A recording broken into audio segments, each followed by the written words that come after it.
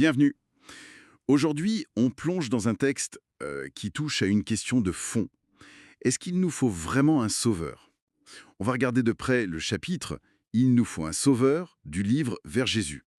Notre but, c'est de comprendre l'argument, la logique derrière, pourquoi la nature humaine, après une sorte de désobéissance originelle, se retrouverait coincée, incapable de s'en sortir seule.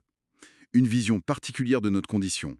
Exactement, on va examiner ça, cette description d'un état humain déchu, l'idée qu'on ne peut pas se réparer soi-même en profondeur, et puis, bien sûr, Jésus-Christ présenté comme la seule issue, avec un accent fort, on le verra, sur une transformation intérieure, pas juste la façade. Alors commençons par le début, selon ce texte, un homme parfait, en phase avec Dieu, et puis, paf, la rupture, la désobéissance. Oui, et ça aurait tout perverti.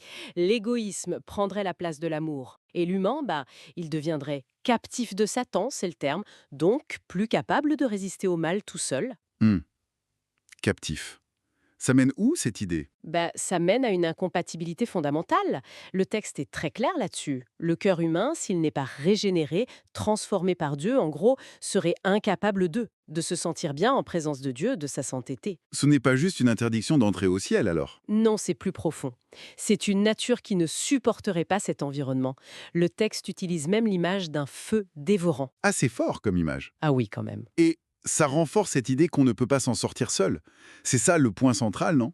L'impossibilité de s'arracher à l'abîme du péché par soi-même. Tout à fait. Le cœur est décrit comme mauvais. Et ni la volonté, ni l'éducation, ni la culture ne pourraient vraiment le changer. Ça ne serait que du vernis, en quelque sorte. C'est ça, une correction extérieure, dit le texte. Et même essayer d'améliorer son bien naturel, c'est vu comme une erreur fatale. Ça ne touche pas au problème de fond. D'accord. Donc si on est incapable de se changer soi-même, il faut une aide extérieure. Une aide, oui, mais plus qu'une aide. Une puissance qui agisse du dedans. C'est ça qui est crucial. Une vie nouvelle qui vienne d'en haut. Et cette puissance, elle a un nom. Oui, très clairement. Cette puissance, c'est Jésus. Sa grâce seule pourrait vivifier l'âme, la tourner à nouveau vers Dieu. C'est là qu'intervient cette idée de naître de nouveau, dont parle l'évangile de Jean, une transformation radicale. Donc Jésus n'est pas juste une option parmi d'autres. Pas du tout selon ce texte. Il est le chemin, la vérité et la vie. Le seul nom donné pour le salut. On cite même l'apôtre Paul. Oui, Paul qui dit en gros, je sais ce qui est bien, mais j'arrive pas à le faire. Exactement. La connaissance de la loi ne suffit pas. Et la réponse à ce désespoir, c'est «Voici l'agneau de Dieu qui ôte le péché du monde». Jésus comme solution au problème du péché. L'image de l'échelle de Jacob est aussi utilisée, c'est ça, pour montrer le lien rétabli. Oui, Jésus comme le pont entre Dieu et l'homme. Le seul moyen de communication, en quelque sorte, après la rupture. Et le texte insiste beaucoup sur l'ampleur de ce que ça a coûté à Dieu, non? Énormément. L'expression est forte. Dieu aurait donné tout le ciel en donnant son Fils. Sa vie, sa mort, son rôle actuel de médiateur, l'action de l'Esprit, des anges, tout serait mobilisé pour nous sauver. L'argument, c'est qu'on ne pouvait pas faire plus. Bon, si on essaye de résumer, ce texte nous dit l'humanité est bloquée, incapable de se sauver elle-même à cause d'une rupture originelle. Et Jésus n'est pas juste une aide, c'est la nécessité absolue. C'est ça. L'unique source d'une vraie transformation intérieure, rendue possible par un sacrifice divin, immense. Ce qui est frappant, c'est cette opposition très nette finalement. Correction extérieure, inutile. Transformation intérieure profonde, cette vie nouvelle, seule solution. Oui. Et cette idée d'incompatibilité fondamentale entre notre nature, disons, non changée et la santé de Dieu, c'est vraiment un argument clé de cette perspective. Tout à fait. Le texte décrit un effort céleste, incroyable. Tout est mis en œuvre. Alors bon, qu'on soit d'accord ou pas avec cette théologie, ça amène une réflexion intéressante, non? Hmm. Laquelle? Ben, si un tel déploiement de force divine est considéré comme nécessaire pour sauver une seule personne, quelle valeur incroyable ce cadre de pensée donne finalement à chaque individu? C'est quelque chose à méditer peut-être. Bonjour. Alors aujourd'hui, on aborde une question assez fondamentale tirée d'une réflexion sur le chapitre La repentance d'Envers Jésus. Comment une personne peut se trouver juste devant Dieu? Comment on atteint la santité? Comment on va à Jésus? Oui, bonjour. On va essayer de creuser un peu cette notion de repentance telle que présentée dans ce texte. Et d'emblée, ce qui est intéressant, c'est que l'idée, c'est pas de se préparer tout seul avant d'aller vers Jésus. Ah oui, c'est un peu contre-intuitif ça. Bah oui, c'est plutôt en allant vers lui, tel qu'on est, qu'on reçoit la force, la volonté de se détourner du mal. D'accord. Et alors, comment le texte définit cette repentance? Il parle d'une douleur, c'est ça? D'avoir péché? Oui, douleur d'avoir péché et, très important, abandon de ce péché. Les deux vont ensemble. Et il fait une distinction, je crois, entre différentes sortes de regrets. Exactement. C'est un point clé. Il y a la fausse repentance, si on veut.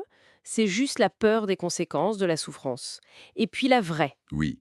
L'horreur du péché en lui-même. Hmm. Il donne des exemples de cette fausse repentance? Oui, plusieurs. Ésaü, par exemple, qui pleure sur son héritage perdu, mais pas sur son mépris initial. Ou Pharaon, qui cède sous la pression, mais sans vrai changement intérieur. Ou même Judas.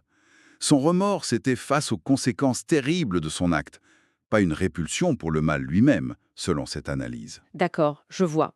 Donc cette vraie repentance, cette horreur du péché, si elle ne vient pas de la peur, d'où vient-elle, d'après le texte? Elle est présentée comme une œuvre de l'Esprit de Dieu. C'est lui qui réveille notre conscience, qui nous fait percevoir la profondeur de la loi de Dieu, sa sainteté. Et ça provoque quoi en nous? Eh bien, une conviction de péché, un vrai désir de pureté, de retrouver une communion avec Dieu. Le psaume 51, c'est souvent lié à ça, non? Tout à fait. La prière de David est vue comme un modèle. Il ne demande pas juste «pardonne-moi», il dit «crée en moi un cœur pur». C'est cette demande de transformation profonde. Qui caractérise la vraie repentance. Ok. Mais alors, ça pose une question. Si c'est une œuvre divine, comment ça marche avec l'appel à se repentir? Ça semble un peu paradoxal. C'est une excellente question. Le texte insiste beaucoup là-dessus. La repentance, c'est pas une condition qu'on doit remplir par nous-mêmes pour mériter d'aller à Jésus. Ah, d'accord. C'est un don qui vient de lui. L'invitation de Jésus, venez à moi, vous tous qui êtes fatigués, elle vient avant. On vient comme on est. D'ailleurs, Acte 5 dit bien que Dieu donne la repentance et le pardon. Donc c'est Jésus lui-même qui met cette horreur du péché dans notre cœur. Principalement, oui, selon le texte, par la contemplation de son sacrifice. Quand on regarde la croix et l'amour immense qui s'y manifeste, et en même temps le prix terrible du péché, eh bien, ça peut briser nos résistances. Ça mène à la repentance. Et cette rencontre avec Jésus, avec sa lumière, ça nous révèle aussi notre propre état, j'imagine. Absolument, on peut se croire bien, comme Nicodème, un chef religieux, très respectable, mais face à la sainteté de Dieu, l'égoïsme, l'inimitié cachée, tout ça devient clair. Notre propre justice, le texte dit que c'est comme un vêtement souillé. Ça ne tient pas. Il y a l'exemple de Paul aussi qui est assez parlant. Oui, Paul se croyait irréprochable selon la loi, mais quand il a saisi la spiritualité de la loi, le commandement sur la convoitise, par exemple, qui touche les pensées, là il a compris.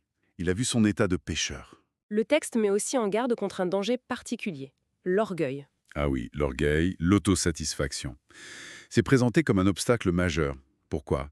Parce que c'est tout le contraire de l'amour désintéressé de Dieu. Quelqu'un d'orgueilleux, comme le pharisien dans la parabole, il ne sent même pas qu'il a besoin de quelque chose. Ils se sont justifiés par ses propres actions. Voilà.